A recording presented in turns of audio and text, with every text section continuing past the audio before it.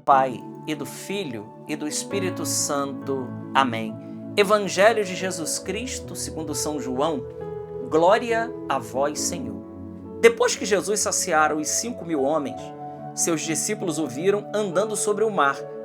No dia seguinte, a multidão que tinha ficado do outro lado do mar constatou que havia só uma barca e que Jesus não tinha subido para ela com os discípulos, mas que eles tinham partido sozinhos. Entretanto, tinham chegado outras barcas de Tiberíades, perto do lugar onde tinham comido pão, depois de o Senhor ter dado graças.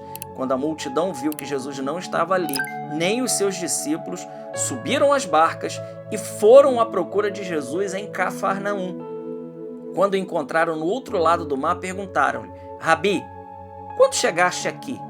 Jesus respondeu: em verdade eu vos digo, estás me procurando não porque vistes sinais, mas porque comestes pão e ficastes satisfeitos.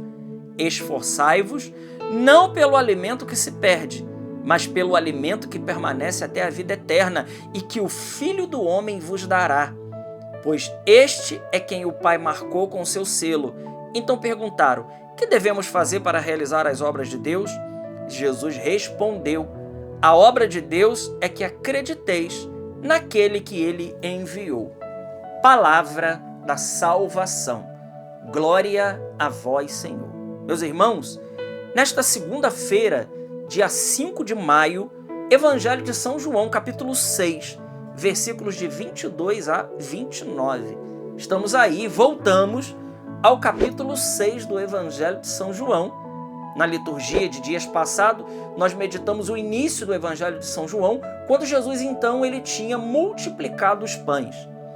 Diz o texto aqui que depois viram Jesus andando sobre as águas, e Jesus começa, a partir desse texto, ele já começa a falar e a fazer o discurso do pão da vida. Eu gostaria de pegar hoje aqui uma fala muito importante de Jesus. Ele diz, no versículo 26, em verdade, eu vos digo, vocês estão me procurando, não porque viram o sinal, mas porque comeram o pão e ficaram satisfeitos. Esforçai-vos, não pelo alimento que se perde, mas pelo alimento que permanece até a vida eterna e que o Filho do Homem vos dará. Ora, de que alimento Jesus está falando? Meu irmão, minha irmã, Jesus está dizendo para mim e está dizendo para você hoje. Nós nos preocupamos demais pelaquilo que se perde e esquecemos, infelizmente, do alimento que não se perde. Do alimento que Jesus vai nos dar e é um alimento que permanece até a vida eterna. Jesus estava falando da Eucaristia. Eu quero dizer para você hoje que me ouve. Eu quero dizer para você hoje, nós não podemos abandonar a Eucaristia por nada desse mundo. Nada. Nem por pessoas, nem por coisas, nem por passeios, nem por viagens, nem por trabalho, nós podemos e devemos nos afastar da Eucaristia. Jesus está dizendo, vocês têm consumido tempo, têm gastado muito tempo, vocês têm investido muito da sua vida, colocando muita força naqueles alimentos. Entenda alimentos aqui, não só aquilo que nós comemos, mas nós estamos dedicando tempo demais e dando valor demais às coisas que vão passar. E Jesus está dizendo, esforçai-vos pelo alimento que não se perde. Irmãos, quantas pessoas hoje que viviam uma vida sacramental e hoje estão afastados da Eucaristia? Eu quero aqui hoje falar de um fenômeno e não tenho dúvida de que, sem dúvida alguma, essa é uma vontade do inimigo.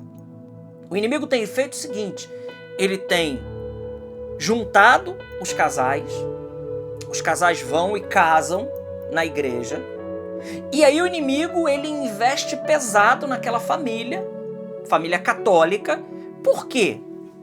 Porque aquela família católica, se ela tem uma vida em Deus e uma vida sacramental, aquela família, ela é uma família alicerçada na rocha.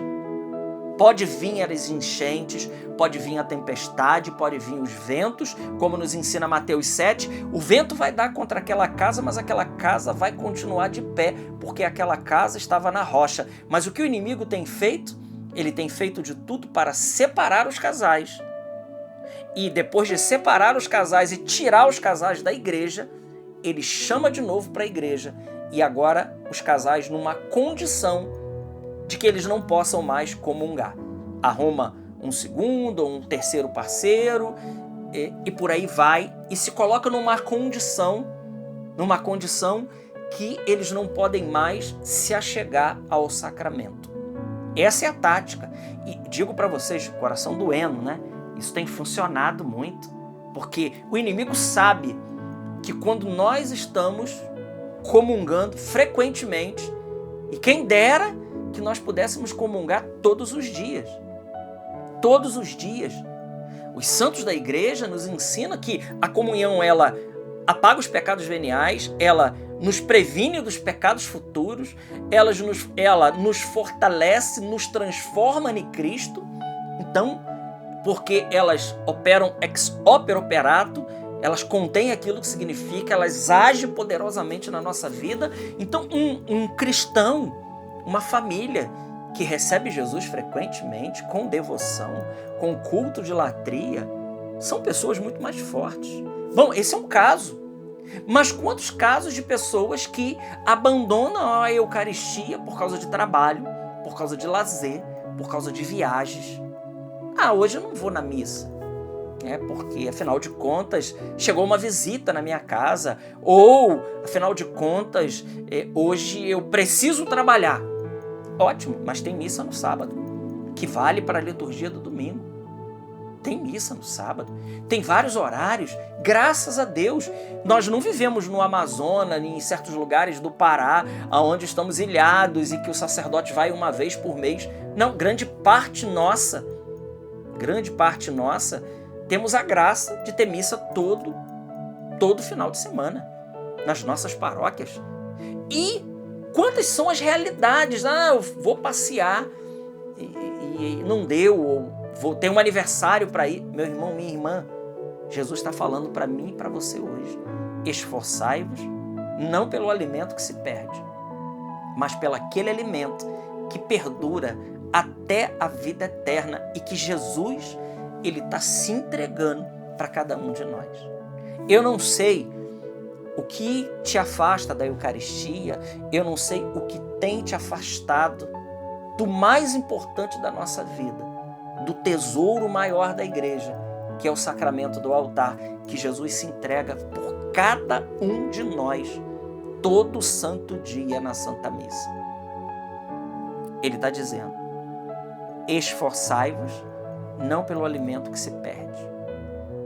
Vamos pensar nisso, porque veja, se tem algo, e aqui eu quero dizer outra coisa, existem muitas pessoas que estão doentes porque estão comungando mal.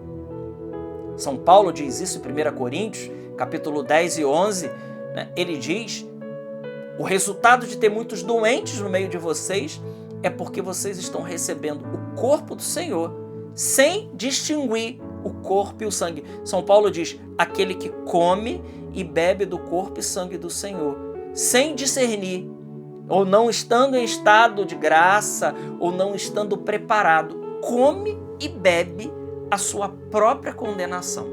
E São Paulo diz, veja, não são palavras minhas, é a palavra da Bíblia. E São Paulo diz, é por isso que há muitos doentes no meio de vocês. Então, tem duas realidades acontecendo aqui. A primeira, daqueles que podem e que preferem viver no pecado e não querem comungar.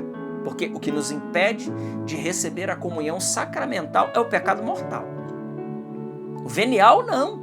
O venial nós podemos pedir perdão no próprio ato penitencial da missa, ou se você sentir o desejo de confessar, confesse sim os pecados veniais, porque eles não matam a caridade, mas eles enfraquecem o amor de Deus na nossa vida.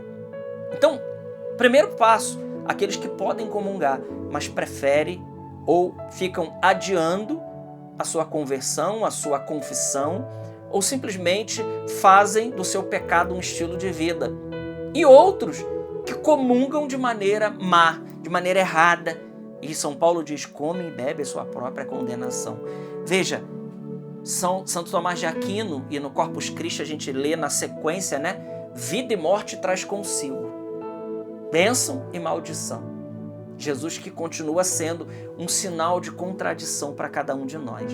Vamos pedir ao Senhor hoje, meus amigos, que o Senhor nos dê a graça, primeiro, de nunca nos afastarmos da comunhão, e segundo, que a gente possa comungar bem todo santo dia, se pudermos, mas especialmente nos domingos e dias de guarda.